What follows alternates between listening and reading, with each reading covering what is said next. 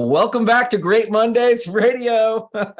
Today we have the amazing Tim Olaore with us. He is the Director of Leadership Residency at Adventist Health and someone who is really into culture and creating meaningful work. Welcome, Tim. Oh my goodness, Josh, I am a little bit starstruck, if you would, fanboying out a little bit, but I'll try to keep it together. All right, keep it together, Tim. Yeah. Keep it together. Well, thanks for coming on. I know we have a lot of viewpoints, similar beliefs and philosophies around the power of work and how it can be meaningful. You actually also have a side hustle called Mr. Meaningful Work, or you are Mr. Meaningful Work, and do a little bit of that yourself. So we'll get into that in just a second. But let's start with what a little bit about what you do at Adventist Health, and then tell me a little bit, and then we'll move into kind of how you got to this place of believing in the power of culture, believing in the power of work. 100%. So what I'm doing right now, I have the awesome privilege of leading the leadership residency and internship program in Adventist Health, and it's part of the overall pipeline strategy. One of the things, the mantras that I share is that my goal is to make it ridiculously easy to fill executive slots within our healthcare system without having to go to external recruiting or doing a lot of these things that you can easily say, we need a CFO here, we need an operations exec here, and we have a pool of folks that have been through our culture, they understand our values, they've been through different parts of the business, and it's just literally picking and choosing. So that's like my overall goal. And so to support that, we have a 2-year residency program where college grads or post grads come in, spend some time with us, rotating through different parts of the business, and then transition into full-time roles where they'll get broader scope and responsibility. So that's what I'm doing now. I actually had the privilege of being a leadership resident myself. And so it's full circle, was in the program. Now I get to lead the program. We're about 4 cohorts in, and it's just really, really exciting to see.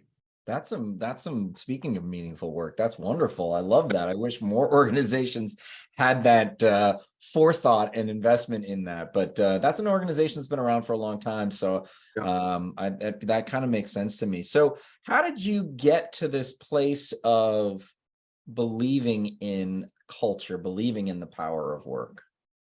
Well, I know for me, so my background is, and I think my genetic makeup is entrepreneurship. So it's a curse. The blessing, the curse of entrepreneurship. And as an entrepreneur, it's really about branding, right? If you're trying to get customers, if you're trying to get clients, if you're trying to sell into business, you have to be able to build a reputation and build confidence in your competence or whatever that field is. And so I've always kind of approached life and work in that way. And when I'm aligning myself with an organization, I am seeing that culture is a big part of branding, right? If you're trying to win hearts and minds of patients, if you're trying to win hearts and minds of doctors and providers and nurses or employees, whoever it is, your culture, in addition to your results and your outcomes and your finances and all that stuff, your culture is really your brand.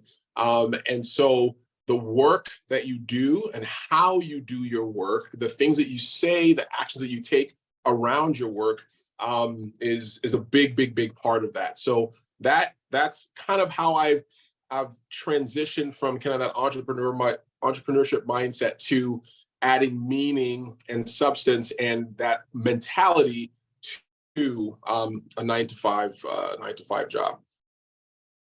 And do you have a team? I didn't ask this beforehand. Do you have a team that you're in charge of, or you work with? How many folks are on your team? Yeah, so we have 2. So all the leadership residents report to me. So they're spread out throughout our system. But I lead them directly. And then when we have the interns that come for the summer, they all report to me as well. So between an assistant and the residency crew and the interns. It could be it could be quite a scope, but it's good times. It occurs to me, given that description of the structure of that you're almost the kind of conduit for the culture of the Adventist. I mean, whether you want it or not, because if these folks are spending 2 years, they're rotating around, they're experiencing a lot of the organization, but you're essentially the constant here. So how that can't have escaped your notice. So what is your intentions when you're thinking about, I want to make sure these folks imbibe the culture, so that when we release them out to the world after 2 years, release them out to the system, they're going to carry that forward? What are some of the particulars that you're trying to instill in them? So to your point, Josh, and I appreciate you that you brought it up, because I was actually having a conversation about it probably a couple of weeks ago, where it really settled, and I actually had to articulate it, that I understand the weight or the level of responsibility that I hold. And this is not, trying to be, super glamorous or whatnot, but when we're talking about the future leadership of this system and the pipeline and the channel, there's a big responsibility that comes with it. And I see that, as evidenced by when cuts are happening, right? When, constrictions are happening, budget is crazy, healthcare tech, everybody is feeling it, right? There's layoffs happening. There has been many rounds of layoffs that I have survived, and the program has survived because the leaders have been intentional and said, we can cut other things, this cannot be cut, right? When we're thinking about our future, when we're thinking about our pipeline, this is a must-have to make sure we can get to the future that we're going to get to. Right now, we have 2, maybe 3 tracks. We have operations, we have finance, we have a new consumer digital division. And I have been happily bombarded with requests for other divisions to say, hey, we need a pipeline program like this for our division. IT, supply chain, marketing, folks are saying we need this type of thing. So I understand the weight and the need for something like this. As far as what I do intentionally to make sure that folks, are aligned with that, my number one thing when we're interviewing folks, right? We're interviewing college, undergrad and post-grad folks are kind of early careerists. And so sometimes they don't have a lot of working experience, right? They haven't been in industry for a long time. But what we look for are specific leadership or executive competencies that align with our values. And how can you articulate that you demonstrate mission alignment, right? Our branding at Adventist Health is very, very missional, right? Mission drives our finances, mission drives what markets we go into, mission drives our quality. And we want to know that the people that are coming in can articulate how well they align their mission, whatever their personal mission is. Do they know what that is? Whatever the mission of the organization is. And so that's something that we really, really drive home. And we're looking for, and that we've seen to be successful for those that are growing with us in the company. I'm going to put you on the spot. What's this mission that you're talking about? What is our mission? Yeah. 9 words: living God's love by inspiring health, wholeness, and hope. 8 words. Living God's love. You did even better. Inspiring health, wholeness, and hope. It is 9. Oh, it's 9. All right. The and. You forgot the and. Wow. Okay. And so everything ties back to that. I find that in the work that we do at Great Mondays, these are tools, right? So they're like organizing principles. So you're talking about a mission. I would call that a purpose, right? Why you go to work.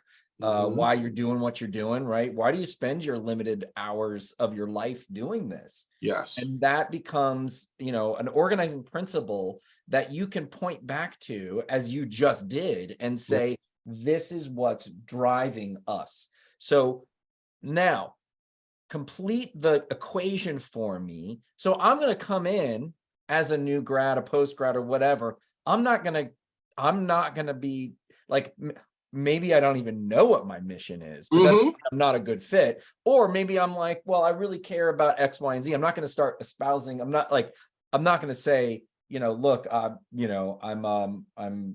may not be religious, but you're going to find some leaders, right? So you've got God right in there. Yeah. And so how do you assess alignment, right? They don't have to be exactly aligned. So how are you making that decision? Like, how do you do that? Because I think that's a big question that a lot of leaders, a lot of recruiters, internal recruiters are looking for. And there's a lot of pressure, and they're not really sure how they do that. So how do you assess what's a good fit, what's not a good fit? That's a very solid question, and I can tell you're a pro at this because you coming with the questions, man. You coming with the questions, bro.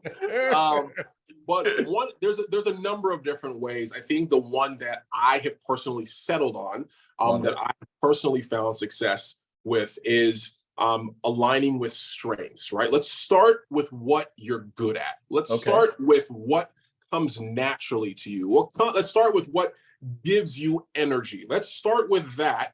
How well can you articulate demonstration of this, right? And can you match that strength to the stated mission of the organization, right? So if my strength is woo, right? This is just taken from Clifton and Strength Finders and winning others over. Win others over, right? Winning So that's others the Strengths over, right? Finder. So that's one of my strengths, or maximizer, or positivity, or whatever it is. Can I show that what I have done in winning others over, whether it's through, sales or a particular strategy or something that I'm trying, an initiative I'm trying to, win, whether it's at school or within like my startup or what have you, that I can bring people in. I can hear what others people's needs are, and I can, tailor my service or my offering to really come alongside what it is that they're trying to accomplish, and how does that align with how do we inspire hope, right? If somebody is trying to be inspired about the future and be inspired about, getting to the next level, how does my communication skills or my woo skills align with that? So that's a very kind of basic entry point where it says, what are you already good at? And how can what you're good at connect with what we're trying to do in the communities that we're in, right? We're trying to inspire hope. We're trying to inspire health. We're trying to inspire wholeness. You can do that a myriad of different ways, right? But you just have to be clear about what way you contribute to that, and then we can start from there. Do you make your candidates articulate that? I mean, are you saying, so you just asked that question. Is that the question that you ask or you discover with them? Or are you having this interview and then you go back to your cube and you say, I see the way that this works with, the mission? How does that? Oh, no, we ask them straight up. I'll ask, there's a question that I ask on my podcast and to folks that I meet, what are you famous for? Right? That is just a quick way to say, what is it that you're good at? People call it, what is your superpower? All right. And then we'll state our mission, right? And all right, how does what you're good at align with what it is that we're trying to do? If you're obviously interested in joining us, right, this is what we're standing for. How does what you do align with that? And we hear it. And sometimes they stumble through it and we'll have probing questions to kind of steer them to where it is that we're trying to go. But that initial thought exercise is what we're trying to do. Like it. I like it.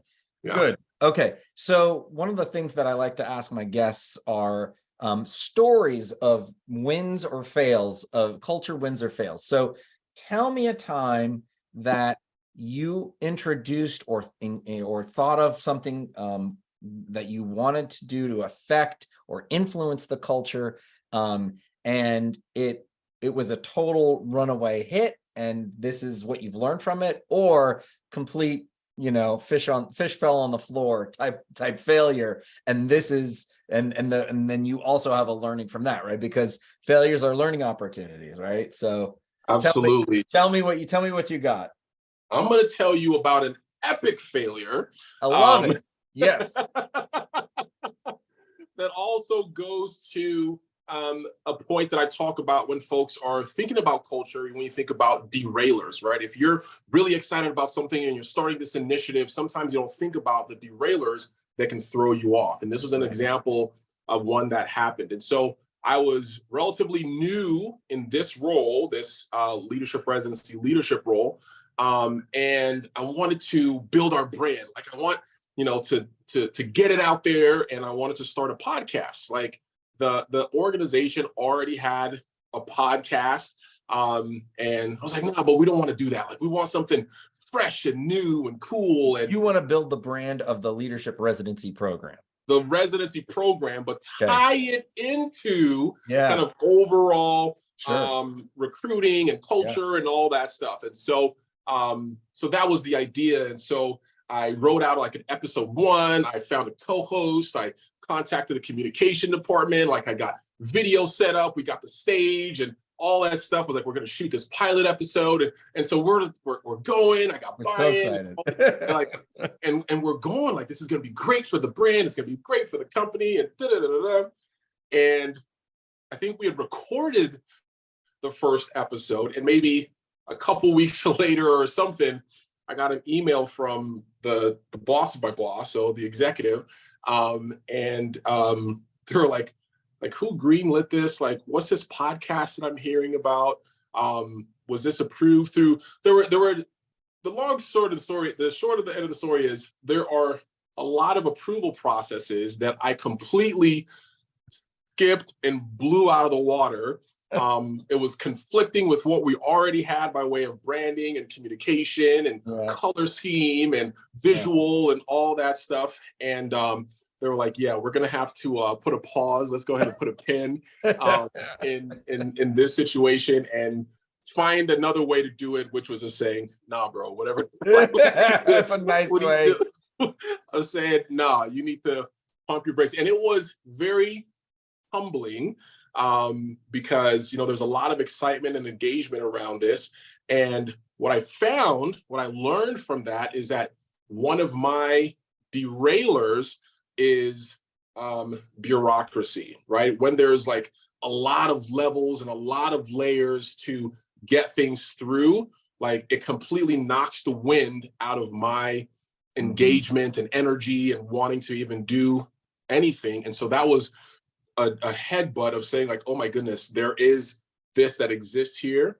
Not saying that it's bad. Some organizations exist well with these layers. And what I learned was that if I can see that as a potential derailer or roadblock or what have you, how can I start preparing for that, right? If I know that this person needs to have eyeballs on this, and then this person needs to how do I start creating the relationships? How do I start doing that early? How do I kind of reverse engineer? So by the time it gets there, you flatten those, those levels and it makes it easier to get through. So anything that I want to do now, like we work 3 months, 6 months in advance, finding the right people and all those things. And it's much smoother sailing, but that was a very humbling moment for me. So it's act first and apologize later or something like that. Didn't quite work, right? Not so much. Did you know did you know that approval, that process, that bureaucracy was there, and you just were so excited you forgot or ignored, or you just didn't even realize that was something that you had to do? Like that was I didn't I think I knew that it existed, but I thought that the content was so good, or the initiative was so it was like, how could you say no? How could you delay something like this? This is just pure awesomeness. Forget the red tape. It does not apply to me, says Tim. So there's a level of pride in there, a level of naivety Uh-huh. and got humbled real quick. Oh, that it sounds very familiar. It sounds Yeah. very, very familiar. I love that. Tell me a little bit about why you have a full-time job and also you have a side hustle and what is that side hustle? So it's interesting. The side hustle, Mr. Meaningful Work, actually came about when I got this new job. So they happened at the same time. And the reason it happened is because when I moved up to Sacramento area from Southern California for this new role, I know my natural bend is that any new move or new something, I always look for something else, like an additional hustle or outreach, like something. Hmm. Um, but I've been doing that so much in the past, and I've been seeing a trend of it, um, affecting finances and relationships and all these different things. And so I just kind of made that decision that I know I'm in this new area. I know what I'm going to want to do. Why is it that I'm always looking for something additional, even if I Mhm. have something stable? What is it that I'm not finding meaningful about the stable thing, or what is it that I'm looking for in these other things? And so it was that question that sparked up and said, you know what? I'm just going to make the discovery of that, like answering that question. That's going to be the side hustle. Like that's going to be the thing. What is meaningful work for me? Mm. What does that mean? And I'm just going to take on the moniker of Mr. Meaningful Work from an accountability standpoint. So anyone that sees me or asks about it, I'm going to be forced to articulate what I'm finding meaningful or what I'm learning. So that's how that came about. So as I'm plugging away, creating programs and recruiting and all that stuff for the residency program, I'm also just vlogging myself every week saying, hey, what did I find? And it's funny that you have the, Great Mondays, because my content was called Meaningful Mondays, where I would just say, what did I find meaningful in the week before? Uh-huh. And then I started asking my friends or influencers or leaders, hey, what do you find meaningful? That turned into a podcast. After we interviewed a bunch of different people and my own personal research, we started to find themes around meaningful work, and we codified those themes. I think I've shared this with you before. We had like the 4 Ps of meaningful work, and then we transitioned that during the post-COVID and the Great Resignation. We transitioned the 4 Ps of meaningful work into keeper, using those meaningful work principles to create teams that are inspired to stay. And that's kind of the stage that we're at right now, where meaningful work is being taught and trained and keynoted and coached or whatnot, so folks can align and make it real for themselves.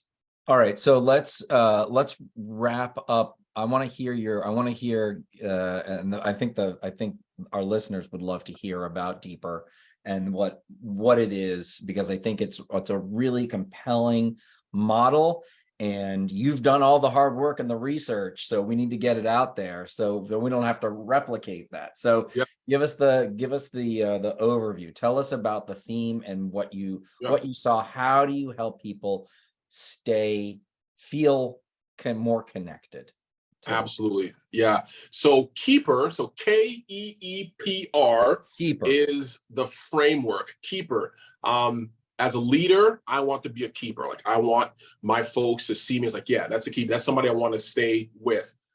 As an employee, I also want to be a keeper. I want my leader or my organization to look at me and was like, yes, that's a keeper. That's somebody that we want to have stay and stick around. And so this framework is, again, helping leaders create teams that are inspired to stay, not motivated, because motivated is a lot of external Extrinsic pushing and motivated. Yep. factor, where inspiration comes from inside, and that's more sustainable. So we're trying to create teams that are inspired to stay. So the Keeper framework, really quickly, K is know yourself. I always start with strengths, right? What are those things that ground you? What are your own values? What are your own strengths? What are your own energy creators? And there's a whole assessment and activities and research and stats and all that stuff about the benefits of just knowing. We haven't done anything with it yet, just knowing what those strengths are.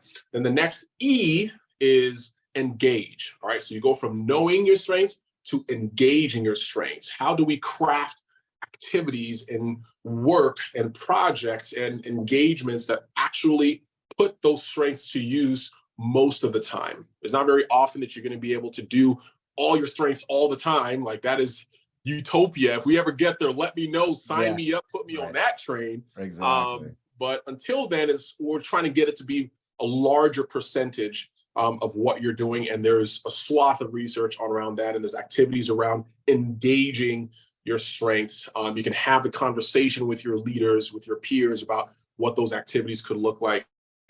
And then the next E is enlist, right? This journey to meaningfulness, this journey to culture, this journey to success is not a one-person journey, right? This is, you have to bring people along and create cultures of trust. And so how do you show up as trustworthy? How do you recognize trustworthy traits in other people so that you can connect and enlist folks to help get you to that space? So you got know yourself, engage, enlist, and then the P is prioritize, right? We live in a society where we like to make that word plural, right? Priorities. It was not originated that way. Like, I'm gonna use that. That's good. I got it. I totally get it. I feel you. Yeah. It is one thing. Prioritize. It is one thing. And so it's figuring out the one thing that you can just relentlessly focus on, but also how do you create boundaries, right? How do you say no to different things? Because for folks that are, customer loving or client loving, like, we try to say yes as often as possible. But sometimes it's very good to be able to say no and create clear lines of what you want to focus on. So P teaches about priority. And then finally, R is rank up, which is how do you upskill? How do you not stay at the same level? How do you pursue excellence and continue to get better in that craft so that you're always growing? Because if you're not growing, essentially you're dying, right? So how do you continue to grow? So we teach individuals how to understand this framework for themselves, leaders, how to create environments that support these things. And we have seen that it really, really helps in driving culture. It helps in driving diversity and inclusion. It helps in engagement, employee engagement. So there's so many benefits that we have seen of this keeper framework. Yeah, I love that. The last one, that rank up, is really great because there's so much research that is revealing that one of the major inspirations, one of the reasons people stay or leave is because they do or do not have the opportunity to learn and grow. And to grow, exactly. And so if you can establish that scenario and you can help others, if you can live it yourself and then help others, I can easily see how that keeper framework can be so powerful. Tim, Mr. Meaningful Work, Olaore, thank you so much for coming on Great Mondays Radio. Where can people find you if they want to learn more about Keeper or the amazing work that you do? The party is always live on LinkedIn. So anytime you want to connect, I sometimes embarrassingly respond faster on LinkedIn to like my email. So there's that. So LinkedIn, just Tim, you can search Mr. Meaningful Work and I have content on there. I have a website, so mrmeaningfulwork.com.